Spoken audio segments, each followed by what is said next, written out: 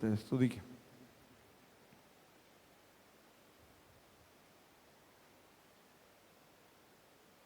ഇന്നത്തെ ആദ്യ ഭാഗം ശുശ്രൂഷയുടെ ഭാഗമായി തിരുവചനത്തിൽ നിന്ന് നമുക്ക് ചില ഭാഗങ്ങൾ വായിക്കുകയും കുറച്ച് സമയം വചനത്തിൻ്റെ വെളിച്ചത്തിൽ നമ്മെ തന്നെ ശോധന ചെയ്യുകയും ചെയ്യുന്നതിന് ഉപയോഗിക്കാം. വിശുദ്ധ ലൂക്കോസിൻ്റെ സുവിശേഷം 23-ാം അധ്യായം. കർത്താവിൻ്റെ ക്രൂശ് മരണത്തെക്കുറിച്ച് വിശദമായി വിശദീകരിക്കുന്നതായ ദൈവവചനമാണ്. അതിൻ്റെ 32 മുതലുള്ള ചില വാക്യങ്ങൾ വായിക്കാം. 23-ാം അധ്യായം 32 മുതൽ. ദുഷ്പ്രവർത്തിക്കാരായ വേറെ 2 പേരെയും അവനോടുകൂടെ കൊല്ലേണ്ടതിന് കൊണ്ടുപോയി. തലയോടിടം എന്ന സ്ഥലത്തെത്തിയപ്പോൾ അവർ അവിടെ അവനെയും ദുഷ്പ്രവർത്തിക്കാരെയും ഒരുത്തനെ വലത്തും ഒരുത്തനെ ഇടതുമായി ക്രൂശിച്ചു. എന്നാൽ യേശു, പിതാവേ, ഇവർ ചെയ്യുന്നത് ഇന്നതെന്ന് അറിയായിക്കൊണ്ട് ഇവരോട് ക്ഷമിക്കണമേ എന്ന് പറഞ്ഞു. അനന്തരം അവർ അവൻ്റെ വസ്ത്രം വിഭാഗിച്ച് ചീട്ടിട്ടു. ജനം നോക്കിക്കൊണ്ട് നിന്നു. ഇവൻ മറ്റുള്ളവരെ രക്ഷിച്ചുവല്ലോ, ദൈവം തിരഞ്ഞെടുത്ത ക്രിസ്തു എങ്കിൽ തന്നെത്താൻ രക്ഷിക്കട്ടെ എന്ന് പ്രധാനികളും പരിഹസിച്ച് പറഞ്ഞു. പടയാളികളും അവനെ പരിഹസിച്ച് അടുത്തു വന്ന് അവനെ പൊളിച്ച വീഞ്ഞ് കാണിച്ചു. നീ യഹൂദന്മാരുടെ രാജാവെങ്കിൽ നിന്നെ തന്നെ രക്ഷിക്കുക എന്ന് പറഞ്ഞു. ഇവൻ യഹൂദന്മാരുടെ രാജാവെന്ന് ഒരു മേലെഴുത്തും അവൻ്റെ മീതെ ഉണ്ടായിരുന്നു. തൂക്കിയ ദുഷ്പ്രവർത്തിക്കാരിൽ ഒരുത്തൻ, നീ ക്രിസ്തു അല്ലയോ, നിന്നെ തന്നെയും ഞങ്ങളെയും രക്ഷിക്കുക എന്ന് പറഞ്ഞ് അവനെ ദുഷിച്ചു. മറ്റവനോ അവനെ ശാസിച്ചു, സമശിക്ഷാവിധിയിൽ തന്നെ ആയിട്ടും നീ ദൈവത്തെ ഭയപ്പെടുന്നില്ലയോ? നാം ന്യായമായിട്ട് ശിക്ഷ അനുഭവിക്കുന്നു. നാം പ്രവർത്തിച്ചതിന് യോഗ്യമായതല്ലോ കിട്ടുന്നത്. ഇവനോ അരുതാത്തത് ഒന്നും ചെയ്തിട്ടില്ല എന്ന് പറഞ്ഞു. പിന്നെ അവൻ, യേശുവേ, നീ രാജ്യത്വം പ്രാപിച്ചു വരുമ്പോൾ എന്നെ ഓർത്തുകൊള്ളണമേ എന്ന് പറഞ്ഞു. യേശു അവനോട്, ഇന്ന് നീ എന്നോടുകൂടെ പറുദീസായിലിരിക്കും എന്ന് ഞാൻ സത്യമായിട്ട് നിന്നോട് പറയുന്നു എന്ന് പറഞ്ഞു. ഏകദേശം 6-ാം മണി നേരമായപ്പോൾ സൂര്യൻ ഇരുണ്ടുപോയി. 9-ാം മണി വരെ ദേശത്തൊക്കെ അന്ധകാരം ഉണ്ടായി. ദൈവാലയത്തിൻ്റെ തിരശീല നടുവേ ചിന്തിപ്പോയി. യേശു അത്യുച്ചത്തിൽ, പിതാവേ, ഞാൻ എൻ്റെ ആത്മാവിനെ തൃക്കൈയിൽ ഏൽപ്പിക്കുന്നു എന്ന് പറഞ്ഞ് നിലവിളിച്ച് പറഞ്ഞു. ഇത് പറഞ്ഞിട്ട് പ്രാണനെ വിട്ടു. പ്രാർത്ഥിക്കും.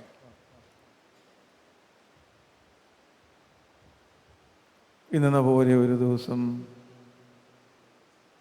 ഞങ്ങളുടെ രക്ഷയ്ക്കായിട്ട് ലോകത്തിലേക്ക് വന്ന, ഒരു പാപവും ചെയ്യാതെ പിതാവിൻ്റെ ഇഷ്ടം അതേപടി നിറവേറ്റി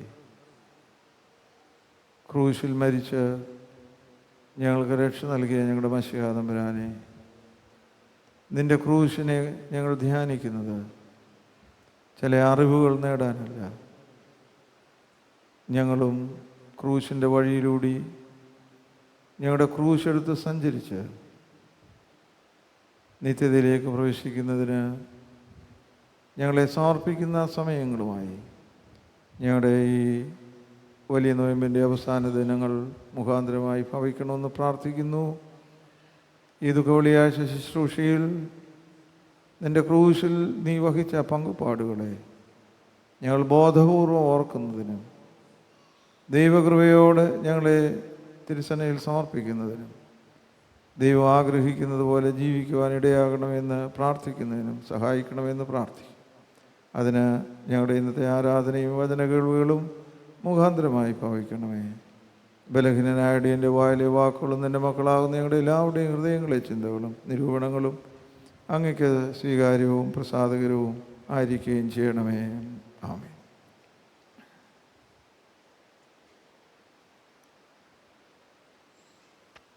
കാൽവറിയിൽ നമുക്ക് 3 കുരിശുകൾ കാണും. ലോകത്തിൽ ആദ്യമായി ക്രൂശിൽ മരിക്കുന്നത് യേശു തമ്പുരാൻ അല്ല. യേശുവിന് മുമ്പും റോമാ ഗവൺമെൻറ്റിൻ്റെ ശിക്ഷാക്രമം അനുസരിച്ച് ഇന്ന് നമുക്ക് ഏറ്റവും ഹീനമെന്നും മനുഷ്യത്വരഹിതമെന്നും തോന്നുന്ന ഈ ക്രൂശ് മരണം 10,000-കണക്കിന് ആളുകൾ ക്രൂശിൽ മരിച്ചിട്ടുണ്ട്. യേശുവിൻ്റെ ക്രൂശ് മരണത്തിന് ശേഷവും എത്രയോ ആളുകൾ കുരിശിൽ മരിച്ചിട്ടുണ്ട്. അപ്പോൾ അതിൻ്റെ ഒരു ഭാഗത്ത് നടന്ന ഒരു സംഭവമാണ് യേശുവിൻ്റെ ക്രൂശ് മരണം. 2 മരക്കഷ്ണങ്ങൾ ഒന്നിനു കുറുകെ മറ്റൊന്ന് വെച്ചാൽ ഉണ്ടാകുന്നതല്ല കുരിശ്. യേശുവിൻ്റെ കൂടെയും 2 പേരെ ക്രൂശിച്ചു. അവരെക്കുറിച്ച് ഇവിടെ നമ്മൾ വായിച്ചത് ദുഷ്പ്രവർത്തിക്കാരായ 2 പേരെ ഇവിടെ ക്രൂശിച്ചു. അപ്പോൾ ഈ കാൽവറിയിൽ 3 ആളുകളെയും ക്രൂശിച്ചു. കുരിശിലാണ് ക്രൂശിച്ചത്. 3 ആണികളിലാണ് 3 പേരെയും തൂക്കി അല്ലെങ്കിൽ ക്രൂശിൽ തറച്ച് കൊന്നത്. 3 ആളുകളുടെയും രക്തം ആ കാൽവറിയിൽ നിശ്ചയമായിട്ടും വീണിട്ടുണ്ട്. അപ്പോഴെന്താണ് ഈ യേശു ക്രിസ്തുവിൻ്റെ ക്രൂശിൻ്റെ പ്രത്യേകത? എന്താണ് മറ്റു കുരിശുകളിൽ നിന്ന് ഇത് വ്യതിരക്തമായിരിക്കുന്നത് എന്ന് ഇപ്പോഴല്ല എപ്പോഴും നമ്മൾ ആലോചിക്കുകയും അന്വേഷിക്കുകയുമാണ്.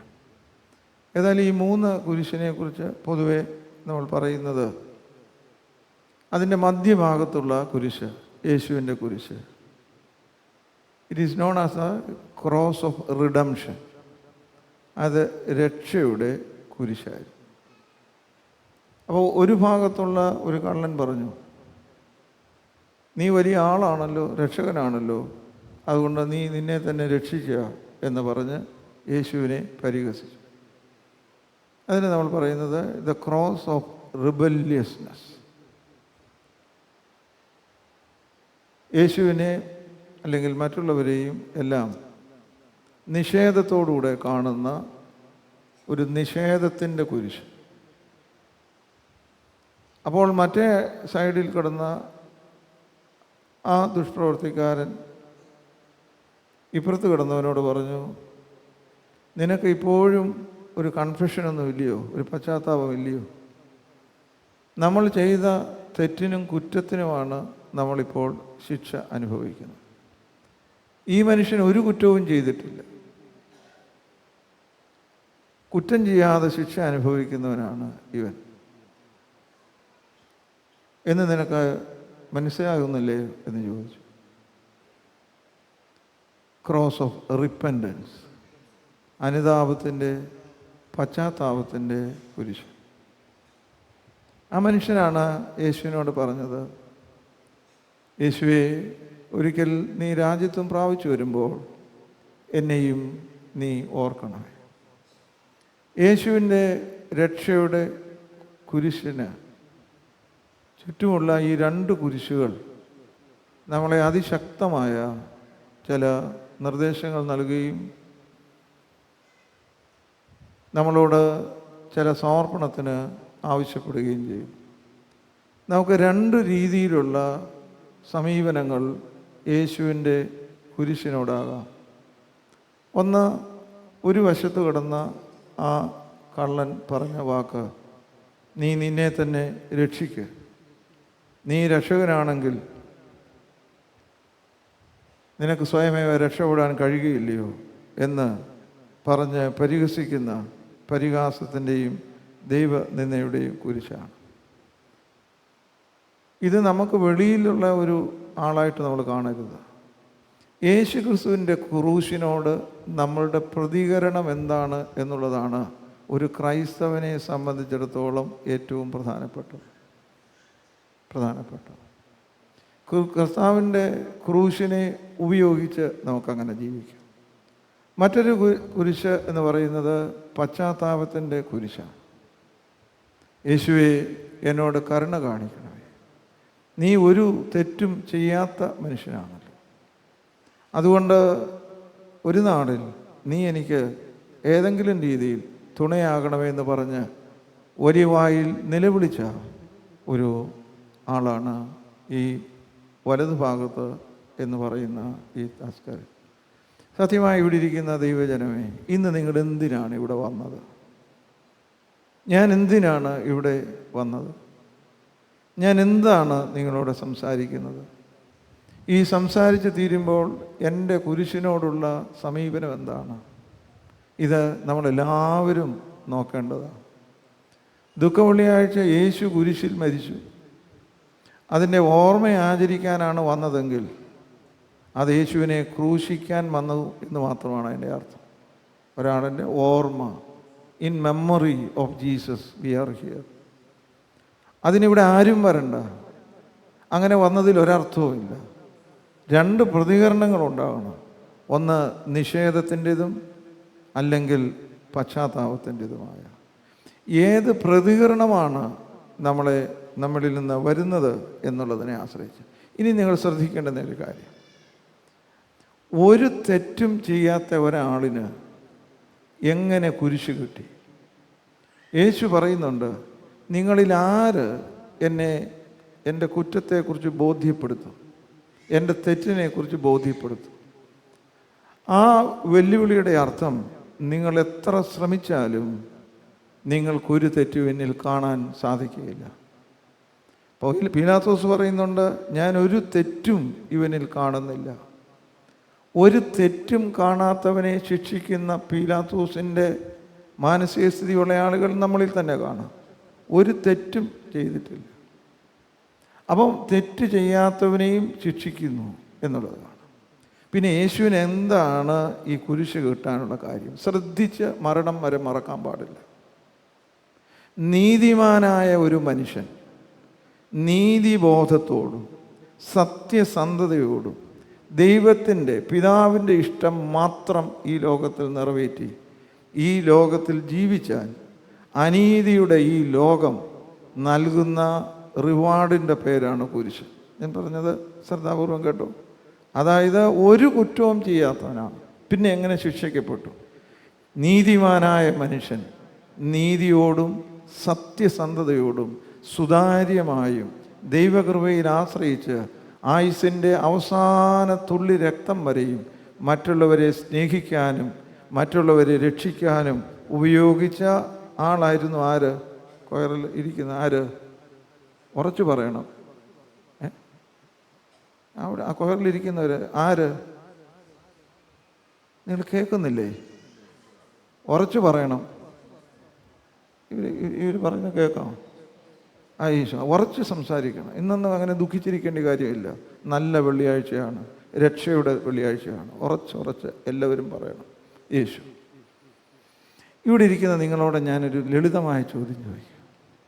21-ാം നൂറ്റാണ്ടിൽ 2025 ഏപ്രിൽ മാസം ഇന്ന് 18-ാം തീയതി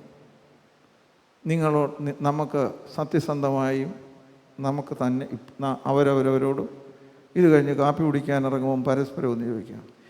ഏതു മനുഷ്യനും യേശു ജീവിച്ചതുപോലെ സത്യസന്ധതയോടും അസത്യത്തിൻ്റെ ഒരു വാക്ക് പോലും പറയാതെ നീതിയോടുകൂടി മറ്റുള്ളവനെ ദുഃഖിപ്പിക്കാതെ മറ്റുള്ളവനെ രക്ഷിക്കാൻ മാത്രം ആരും തൊടാത്തവനെ തൊടുന്ന കുഷ്ഠരോഗിയെ തൊടുന്നവനെ പോലെ ഭക്ഷണമില്ലാത്തവന് അപ്പം നുറുക്കി ഭക്ഷണം നൽകുകയും ഏറ്റവും അവസാനം എൻ്റെ ശരീരം ഇതാണ്, ഇത് നിങ്ങളുടെ രക്ഷയ്ക്കും ഭക്ഷണത്തിനുമായി ഞാൻ നൽകുന്നുവെന്ന് പറഞ്ഞ് തൻ്റെ അവസാന തുള്ളി രക്തം കൊടുക്കുകയും ചെയ്തതുപോലെ ജീവിച്ചാൽ നമ്മൾക്കും കുരിശല്ലാതെ വേറെ ഒന്നും ലഭിക്കുകയില്ല. മനസ്സിലാക്കണം. നമ്മൾ കാണിക്കുന്ന ഞാനിവിടെ വന്നത് നിങ്ങളെ കുറ്റപ്പെടുത്താൻ അല്ലെങ്കിൽ നിങ്ങൾ കുഴപ്പമാണ്, ഞാൻ നല്ലതാണ്, ഇതിനല്ല. സത്യസന്ധമായ നിരീക്ഷണം നമ്മളെല്ലാവരും അറിയണം. ഞാൻ ഞങ്ങളുടെ ട്രസ്റ്റിയോട് ചോദിക്കുന്നു, അതേ ഒരു നല്ല മനുഷ്യനാണ്, അദ്ദേഹം കൂടെ പറഞ്ഞായിരുന്നു ഇവിടെ വന്നത്, ഞാൻ ഇച്ചിരി സുഖമില്ലാതിരുന്ന് പറഞ്ഞത്. ഈ ചോദ്യത്തിന് ഉത്തരം വ്യക്തിപരമായ ഉത്തരം ആരും പറയണ്ട, അതിപ്പോൾ ഇതിന് വ്യക്തിപരമായിട്ടില്ല, പൊതുവായി നമുക്ക് നോക്കാം. ഈ കാലത്തും യേശു ജീവിച്ചതുപോലെ ജീവിച്ചാൽ സ്വർണ്ണ കസേരയും സിംഹാസനവും കിട്ടുമോ, അതോ കുരിശും കാൽവറിയുമേ ഉള്ളോ? ഒന്നുറച്ചു പറയണം. എന്താ പറഞ്ഞു? പിന്നെ എന്തുകൊണ്ട് നമുക്ക് കിട്ടുന്നില്ല? 33 വയസ്സ് വരെ ജീവിക്കാനൊക്കെ ഉള്ളൂ. എനിക്ക് വയസ്സ് 66 ആകുകയാണ്. എന്നെ ആരും കൊന്നില്ല. രോഗം വന്ന് മരിക്കുമായിരിക്കും, പ്രായം കൊണ്ട് മരിക്കുമായിരിക്കും. സ്നേഹിതരെ, നമ്മുടെ ആത്മീയതയെ, ഇളംപിള്ളെ ദൈവജനത്തോട് നമുക്ക് ഒരുമിച്ച്, ഞാൻ നിങ്ങളോട് പറയുന്നത് പോലെ നിങ്ങൾ എന്നോടും പറയുകയാണ്, നമുക്ക് മനസ്സിലാക്കിയിരിക്കുന്ന ഈ ആത്മീയതയിൽ നിന്ന് അതിൻ്റെ പൊള്ളത്തരവും വങ്കത്തരവും മനസ്സിലാക്കി ക്രിസ്തുവിൽ യേശു തമ്പുരാൻ പറഞ്ഞതുപോലെ അവൻ്റെ ക്രൂശെടുത്ത്, നീ എൻ്റെ പിന്നാലെ വരാൻ ഇച്ഛിച്ചാൽ തന്നെത്താൻ ത്യജിച്ച് തൻ്റെ ക്രൂശെടുത്ത് എൻ്റെ പിന്നാലെ വരണം. യേശുവിൻ്റെ ക്രൂശിൻ്റെ പുറകെ നടക്കുന്ന എല്ലാവർക്കും അവരുടേതായ ഒരു ക്രൂശുണ്ട്. ആ ക്രൂശിൽ മരിക്കുമ്പോഴാണ് നമുക്ക് രക്ഷയുണ്ടാകുന്നത്. അതുകൊണ്ട് നമ്മൾ സത്യസന്ധമായി ഇവിടെ താഴെ ഇരിക്കുന്ന ചെറുപ്പക്കാരോട് ഒരു ചോദ്യം, സത്യമായും നമ്മുടെ ജീവിതത്തിൽ വരാകാവുന്ന ക്രൂശിനെ അകറ്റി കിട്ടാനാണോ നമ്മൾ പ്രാർത്ഥിക്കുന്നത്? യേശുവേ, നീ ജീവിച്ചതുപോലെ ജീവിച്ചാൽ എനിക്ക് വന്നു ചേരുന്ന ഏക സത്യമായ ഈ ക്രൂശ് നീ എനിക്ക് നൽകുമ്പോൾ ആ ക്രൂശിനെ നീ അഭിമുഖീകരിച്ചതുപോലെയും നീ ആ ക്രൂശിൽ മരിച്ചതുപോലെയും മരിക്കുന്നതിനുള്ള പ്രാപ്തി എനിക്ക് നൽകണമെന്ന് പ്രാർത്ഥിക്കുന്നവരാണോ നമ്മൾ? നിങ്ങൾ ശ്രദ്ധിക്കുന്നില്ലെന്നല്ല, ഗൗരവമായി എടുക്കണം. എല്ലാവരും വേദപുസ്തകം മടക്കി വെക്കാം. ഇനി അതൊന്നും ആരും നോക്കണ്ട. അതിനകത്തെ ഒന്നും ഇപ്പം വായിച്ചു കേട്ടതേ ഉള്ളൂ, ഇനി അതിൻ്റെ ആശയങ്ങളെ പറയുന്നുള്ളൂ. മനസ്സിലായി? അതാണ് ചോദ്യം. കേട്ടായിരുന്നോ നിങ്ങൾ ഈ താഴെ ഇരിക്കുന്നവർ? ഇല്ല. നിങ്ങൾ എന്തെങ്കിലും സംസാരിക്കണം കേട്ടോ.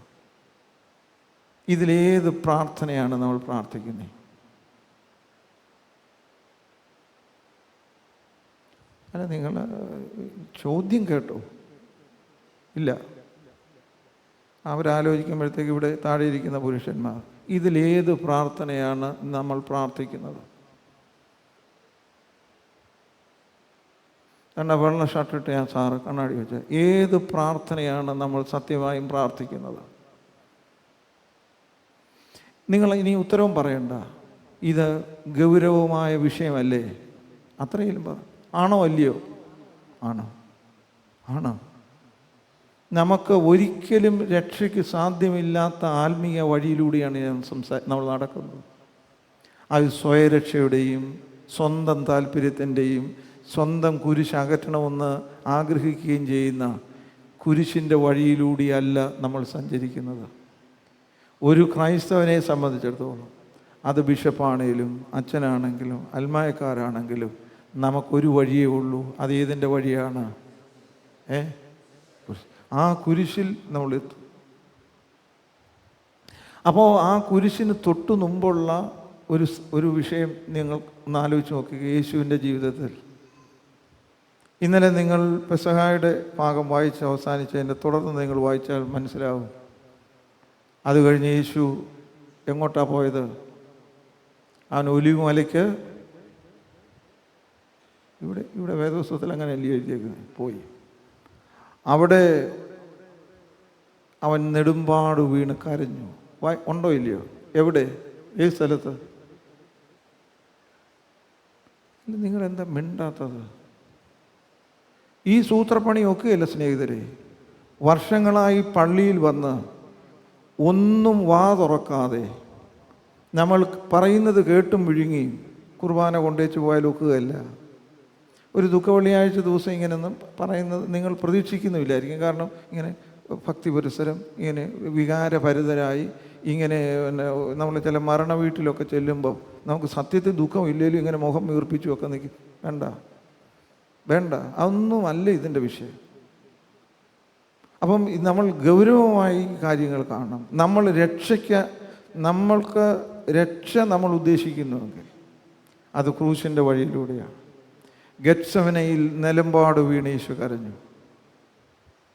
അതിന് തൊട്ട് ശിഷ്യന്മാരോടെയും പറഞ്ഞു, ഞാൻ പോയി പ്രാർത്ഥിക്കാൻ പോവുകയാണ്, നിങ്ങൾ കുറച്ച് സമയം എനിക്ക് വേണ്ടി പ്രാർത്ഥിക്കണം, ഉണർന്നിരിക്കണം, പ്രാർത്ഥിക്കണം. അവിടെയാണ് യേശു തൻ്റെ രക്തം വേർപ്പ് തുള്ളികളായി വീണത്. അപ്പോൾ യേശു മടങ്ങി വന്നു. ശിഷ്യന്മാർ ഉറങ്ങുകയായിരുന്നു. സ്നേഹിതരെ, ഇത് യേശുവും ശിഷ്യന്മാരും മാത്രമായി കാണരുത്. ജീവിതത്തിൻ്റെ ഗെത്സമനയിൽ കരഞ്ഞു വിളിക്കുന്ന ആളുകൾ നമ്മളോടെയും പറയുന്നുണ്ട്, കുറച്ച് സമയം ഒരു സ്നേഹിതനെ പോലെ എനിക്ക് വേണ്ടി ഒന്ന് ഉണർന്നിരിക്കണം. നമ്മൾ എത്രയോ ആളുകളുടെ ദുഃഖങ്ങളുടെ മുമ്പിൽ കണ്ണടച്ച് പോയി കിടന്ന് ഉറങ്ങിയിട്ടുണ്ട്, ഇല്ലേ? ആ മുകളിലിരിക്കുന്നവർ കേൾക്കാമോ? സൂത്രപ്പണിയിൽ ജീവിക്കാമെന്നുള്ള ഒരു പ്രസ്ഥാനത്തിൻ്റെ പേരല്ല യേശുവിൻ്റെ ശരീരമാകുന്ന സഭ. അത് യേശുവിനെ പോലെ ജീവിച്ചേ മതിയാകുള്ളൂ. അപ്പോൾ ആണ് യേശു ഈ ഗെത്സമനയിൽ പ്രാർത്ഥിച്ചു. ആദ്യത്തെ പ്രാർത്ഥന വലിയ ദുഃഖത്തിൻ്റെ ഒരു പ്രാർത്ഥന. പിതാവേ, എനിക്കിത് വഹിക്കാൻ വയ്യ. നിങ്ങൾ ഇമാജിൻ ചെയ്യണം, 33 വയസ്സുള്ള ഒരു ചെറുപ്പക്കാരൻ ഒരു തെറ്റും ചെയ്യാതെ അകാരണമായി കുരിശിൽ മരിക്കുന്നു എന്ന് മാത്രമല്ല, പരിഹാസവും നിന്ദയും തുപ്പലും ഇതെല്ലാം ഏറ്റ് അത് സഹിക്കുന്ന ഒരു സഹനത്തെക്കുറിച്ച് നിങ്ങൾ ഓർക്കണം. നിങ്ങളുടെ 33 വയസ്സുള്ള ഒരു മകനെ നിങ്ങൾ മനസ്സിൽ കാണണം. ആരാണ്ടേ കാണരുത്, യേശുവിനെയും കാണണ്ട. യേശുവിൻ്റെ ആ ജീവിതാനുഭവങ്ങൾ നമ്മുടെ മക്കൾക്ക് അകാരണമായി ഉണ്ടാകാതിരിക്കട്ടെ. പക്ഷേ നീതിബോധത്തോടെ ആര് ജീവിച്ചാലും ഈ ഗെത്സമന പ്രാർത്ഥന, ആ ഒരു ഗെത്സമന എക്സ്പീരിയൻസ് വരും. ഒരു കാര്യം നിങ്ങളിനി ഒരിക്കലും മറക്കരുത്, ഗെത്സമനയിൽ തോൽക്കാത്തവൻ കാൽവറിയിലും ജയിക്കും. അല്ലെങ്കിൽ ഗെത്സമനയിൽ ജയിച്ചവൻ കാൽവറി ജയിക്കും. നമ്മളിത് ഗൗരവമായി എടുക്കുന്നുണ്ട്. ഗെത്സമനയിൽ തോൽക്കുന്നവൻ കാൽവറിയിൽ തോറ്റിരിക്കും. ഞാൻ ഇവിടെ ഇരിക്കുന്ന നിങ്ങളോട് ചോദിക്കുകയാണ്, ലളിതമായ കാര്യം, ഇത് ശരിയല്ലേ? ഇതൊക്കെ ശരിയല്ലേ? നിങ്ങൾ ഇങ്ങനെ ഇരിക്കുന്നത് ആണ്, ഇത് ശരിയാണ്, ഇതേ ഉള്ളു ശരി, ഇത് മാത്രമേ ഉള്ളൂ ശരി. ആര് കുരിശിനെ അകറ്റാൻ ശ്രമിക്കുന്നുവോ അവൻ ഗെത്സമനയിൽ തോറ്റു തുന്നം പാടും. അവനൊരിക്കലും കാൽവറി ജയിക്കുകയില്ല. സത്യമായി നമുക്ക് ഇങ്ങനെ കാണുന്നതിൽ എന്ത് തെറ്റ്? കാൽവറിയിൽ വിജയിച്ചവനായിട്ടുള്ള കർത്താവ്, നമ്മുടെ രക്ഷകൻ, കാൽവറി ജയിക്കാൻ അവൻ അനുഭവിച്ച പങ്കപ്പാടിനെക്കുറിച്ച് നമ്മൾ ഓർത്തോണം. ഏത് കാലത്തും ഇത് ശരിയാണ്. ഒരാൾ എൻ്റെ പിന്നാലെ വരാൻ ഇച്ഛിച്ചാൽ തന്നെത്താൻ ത്യജിക്കണം. തൻ്റെ ക്രൂശെടുത്ത്, യേശുവിൻ്റെ ക്രൂശല്ല, അവനവൻ്റെ ക്രൂശെടുത്ത് യേശുവിൻ്റെ വഴിയിലൂടെ സഞ്ചരിക്കണം. പിന്നെ നമുക്ക് സ്നേഹിതരെ, ബിഷപ്പാണെങ്കിലും ആരാണെങ്കിലും യേശുവിൻ്റെ വഴി മാത്രമേ ഉള്ളൂ. യേശുവിൻ്റെ വഴി രക്ഷയുടെ വഴിയാണ്. രക്ഷപ്പെട്ടു പോകാനല്ല, രക്ഷിക്കപ്പെടുന്നത് നമ്മൾ രക്ഷിക്കാനാണ്. രക്ഷപ്പെട്ട് സൂത്രപ്പണിയിൽ പോകാനല്ല, നമുക്ക് രക്ഷിക്കാനായിട്ട് സാധിക്കണം. ഇങ്ങനെ ദീർഘമായി സംസാരിക്കേണ്ട കാര്യമില്ല. നിങ്ങളോട് ഞാൻ പറഞ്ഞ കാര്യം, കാൽവറിയിൽ നമ്മൾ 3 കുരിശ് കാണുന്നു. നടുവിലുള്ള കുരിശ് എപ്പോഴും രക്ഷയുടെ കുരിശാണ്. മറുഭാഗത്തൊരു കുരിശുണ്ട്, നിഷേധത്തിൻ്റെയും പരിഹാസത്തിൻ്റെയും ഒരു ആൾ. ഇതിൻ്റെ ഒരു സാധ്യത നമുക്കുണ്ട്. ഈ നമ്മൾ തന്നെ, നമ്മുടെ പരിചയക്കാരോ നമ്മുടെ മക്കളൊക്കെ തന്നെയോ യേശുവിൻ്റെ കുരിശ്, വാട്ട് ഈസ് ദാറ്റ്? യേശുവിന് വേറെ പണിയില്ലായിരുന്നു എന്ന് ചിന്തിക്കുന്ന മക്കളും നമുക്ക് കണ്ടേക്കാം. ഇതൊന്നും സാരമില്ല.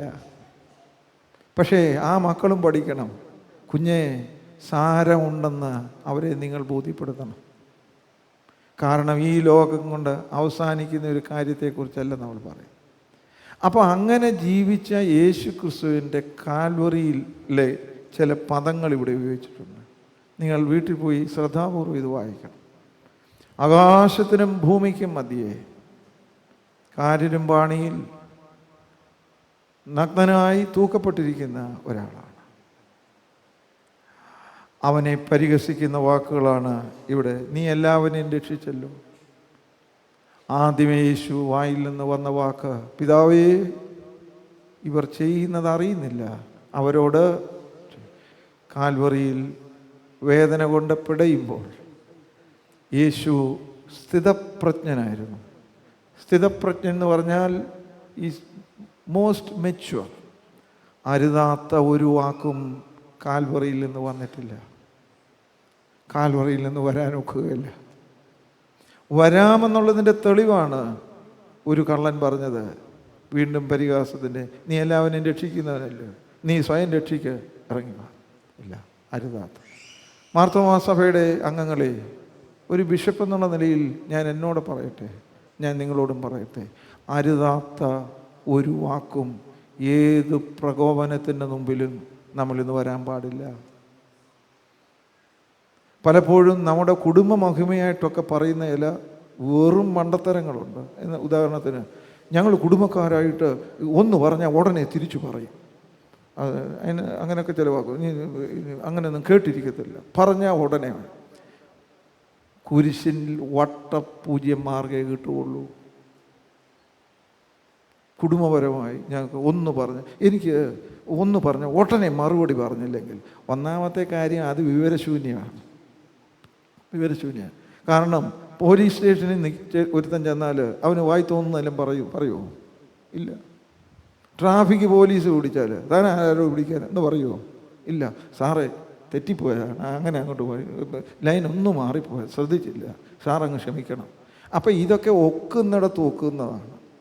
പാവപ്പെട്ടവനോടും ഇല്ലേ, ഈ ബലഹീനനോടും ഒക്കെ ഒന്ന് പറഞ്ഞ് ഞാൻ ഉടനെ തിരിച്ചു പോട്ടെ. അതൊന്നും നമ്മുടെ ദുഃഖ വെള്ളിയാഴ്ചത്തെ വിശുദ്ധ വിഷയമല്ല. പക്ഷേ യേശു തമ്പുരാൻ്റെ വായിൽ നിന്ന് അരുതാത്തതൊന്നും വന്നില്ല. ഉടനെ വേറെ ഒരുത്തൻ പോയവൻ, നീ ദൈവപുത്രനല്ലേ, ഇറങ്ങി വാ, നീ അങ്ങ് രക്ഷിച്ചു വാ ഇങ്ങോട്ട്, ഞാനങ്ങ് വിശ്വസിക്കാം. പരിഹാസത്തിന് ഇവിടെ എഴുതിയിട്ടുണ്ട്, പരിഹാസത്തിൻ്റെതാണ്. നമ്മളാണെങ്കിൽ ഇതൊരു കിട്ടിയ അവസരമാണ്. യേശു ക്രിസ്തു, നിങ്ങൾ വിശ്വസിക്കുന്നുണ്ടോ ഇല്ലയോ, യേശു വിചാരിച്ചിരുന്നെങ്കിൽ യേശു കുരിശിൽ നിന്ന് താഴെ ഇറങ്ങി വരണമെന്ന് വിചാരിച്ചാൽ വരാമായിരുന്നോ? നിങ്ങൾക്കൊന്നും കേക്ക് ഇല്ല, വരാം.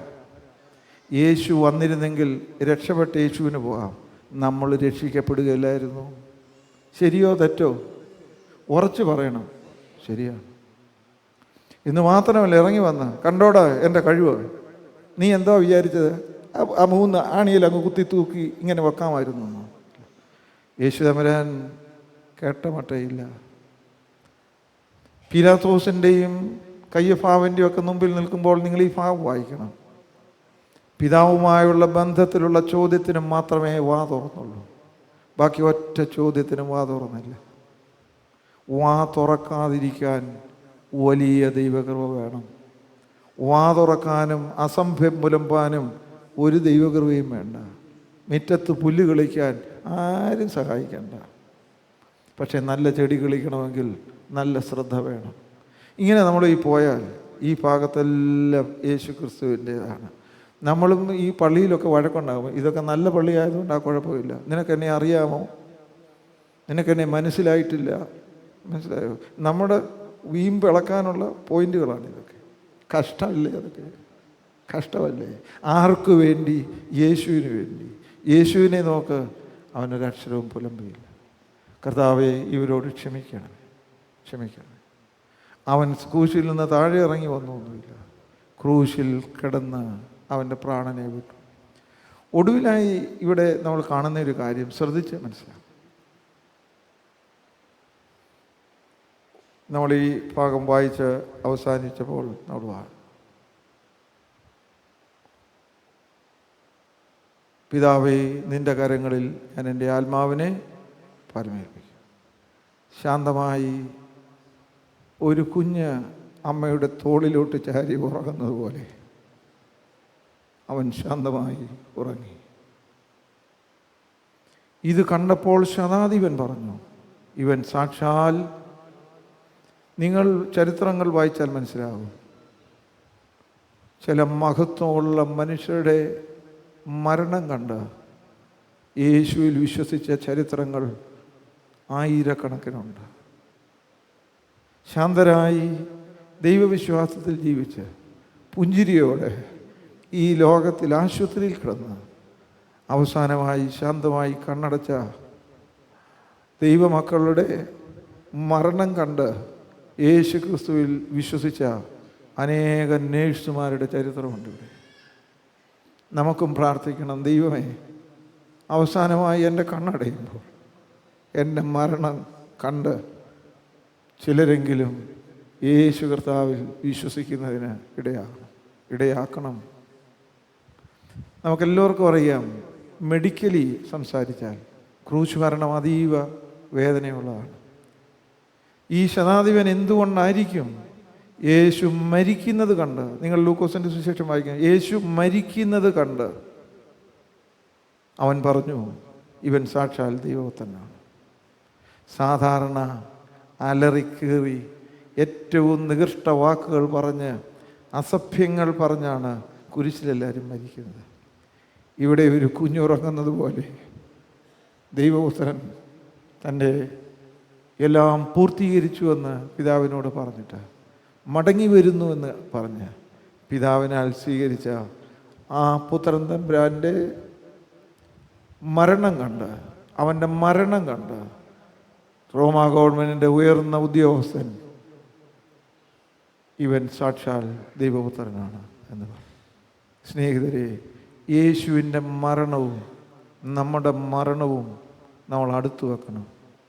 യേശുവേ, നീ മരിച്ചതുപോലെ മരിക്കുന്നതാണ് എൻ്റെ ഭാഗ്യം എന്ന് നമുക്ക് കാണാനും അറിയുവാനും സാധിക്കും. ഇത് വളരെ പ്രധാനമാണ്.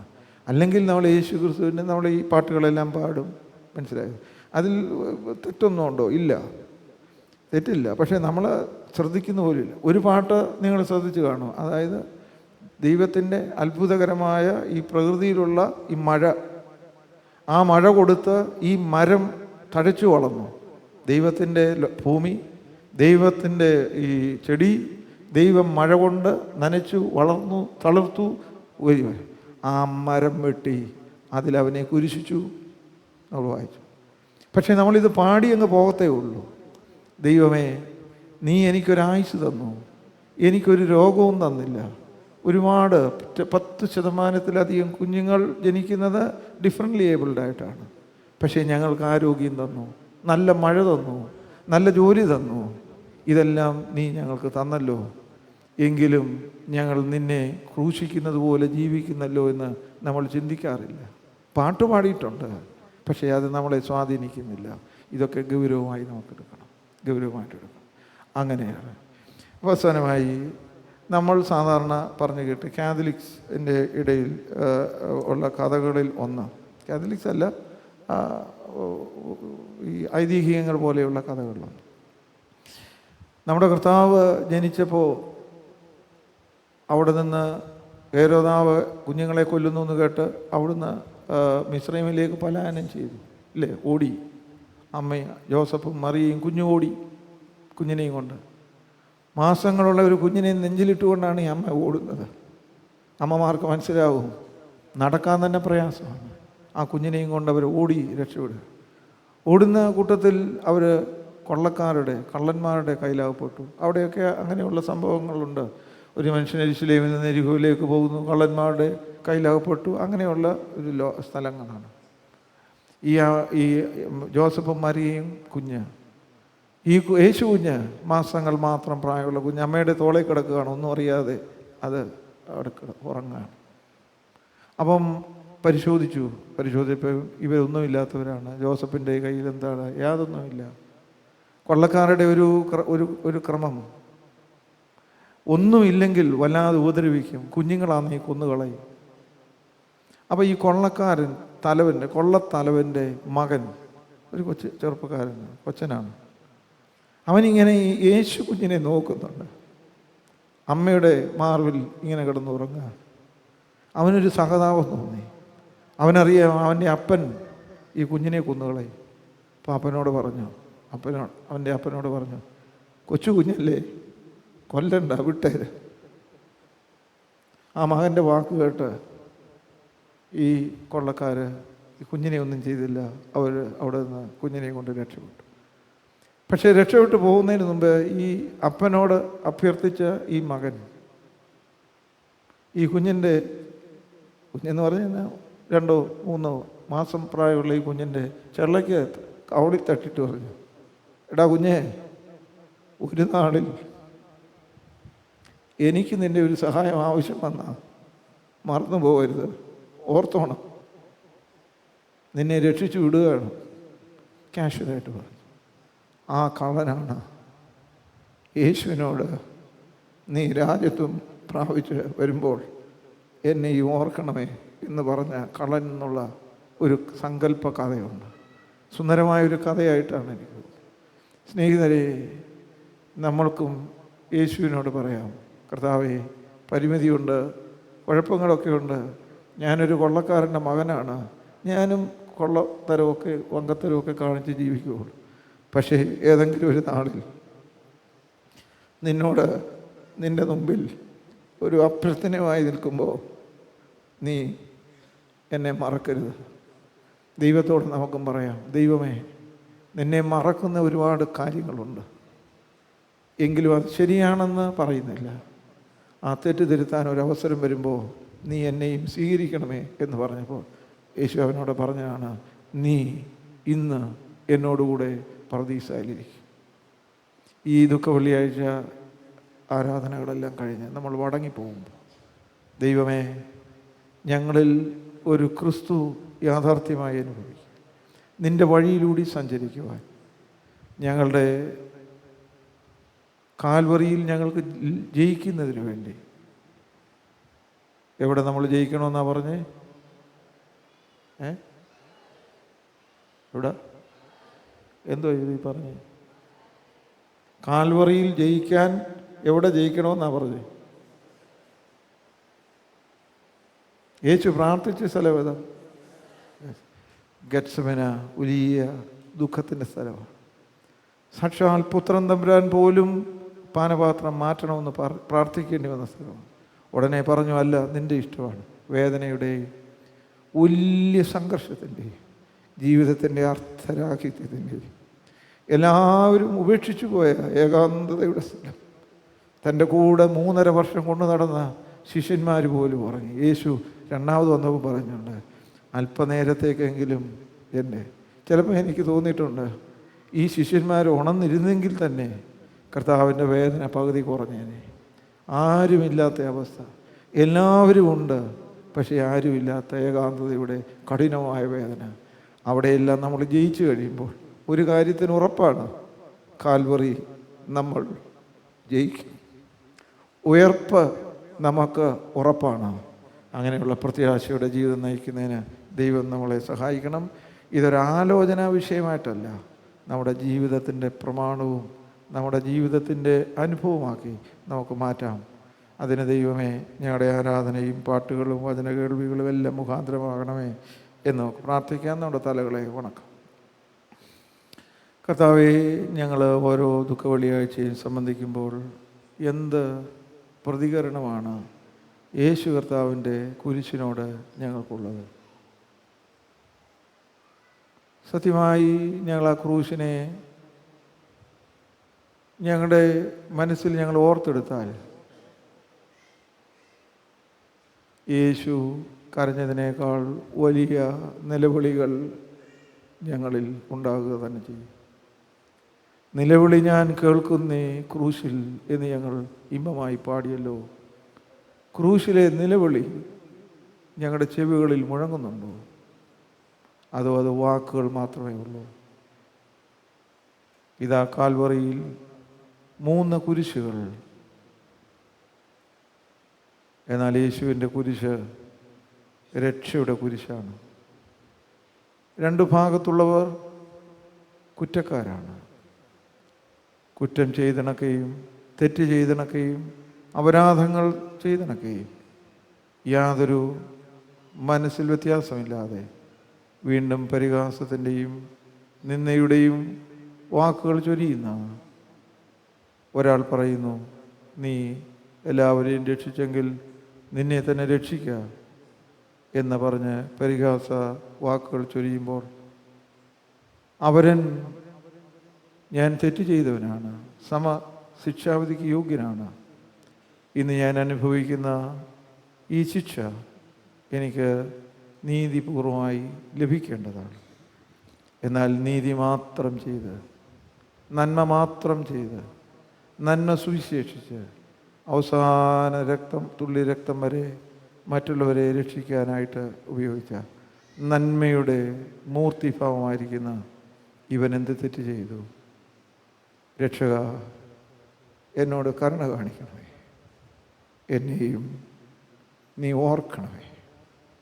നമുക്കും ആ പ്രാർത്ഥന, ക്രോസ് ഓഫ് റിപ്പൻറ്റൻസ്, അനുതാപത്തിൻ്റെ കുരിശിൻ്റെ പ്രാർത്ഥന നമ്മുടെ മനസ്സിൽ കൊണ്ടുവരാം. ദൈവമേ, നീ എന്നെ ഓർക്കണമേ. മറ്റൊരുപാട് ആളുകൾ, നമുക്ക് സഹായകരമായ ആളുകൾ ഓർക്കണമേ ഓർക്കണമേ എന്ന് അവൾ ചിന്തിക്കുന്നവരാണ്. നമ്മൾ ഓർക്കേണ്ടുന്ന പല ആളുകളെ മറക്കുന്നവരുമാണ്. എന്നാൽ സർവശക്തനായ ദൈവമേ, നീ ഓർത്താൽ മാത്രമേ ഞങ്ങൾക്ക് ഓർമ്മയുടെ അർത്ഥമുള്ളല്ലോ. ഇത് ഞങ്ങൾ തിരിച്ചറിയട്ടെ. അപ്പോൾ അവിടുന്ന് ഒരു ശാപവാക്കും ഞങ്ങളോട് പറയുന്നില്ല. ക്ഷമിച്ചിരിക്കുന്നു.